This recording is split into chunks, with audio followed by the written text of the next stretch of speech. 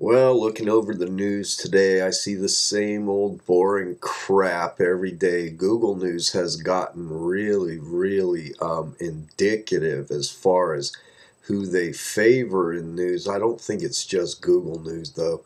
I like Google. What can I say? Maybe I'm wrong, but they've done well by me. But the news really stinks. I guess it's they're trying to get us from many different sources as possible.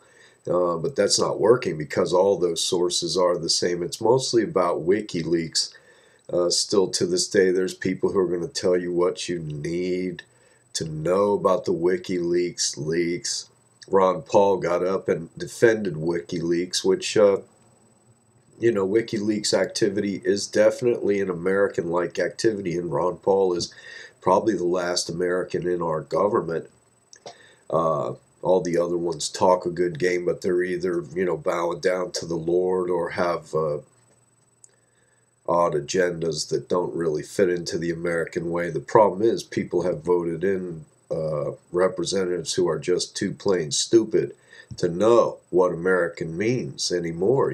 Simplified government, less laws, the minimum laws, in fact. Minimum police, no police, really. Only the militia is legal according to the Constitution.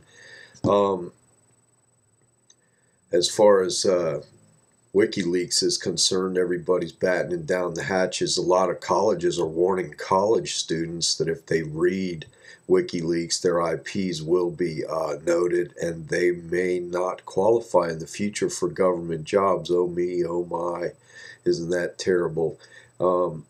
This tells us right here what is really going on as far as WikiLeaks is concerned. There's people like Huckle Jerk and Pale Sarah who are calling the WikiLeaks activity un-American, and they, the Lord-loving scum that they are the actual un-American people here in our government, and there's nothing we can do to get them out. Apparently, they do have large control over the voting apparatus and the media. Now the media is just doing this kind of Irish jig, trying to keep their lies from becoming too manifest. They're distracting with all kinds of comedy and things like that, because a lot of the things that have been leaked as far as the cables by Julian's group point to the fact that the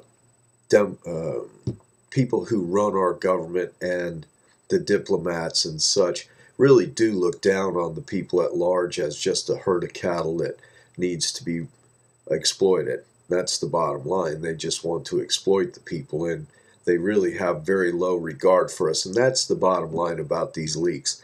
Otherwise, there's not a lot of surprising things, to people who are porno heads or are just ignorant fools and don't read a lot. Well, it might be, revelation.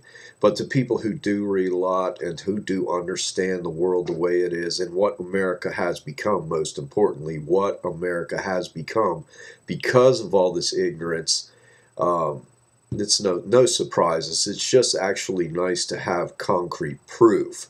Because if you go in court and you tell the judge a lot of this stuff, they have prepared the way for you so that they can make you look like a nut.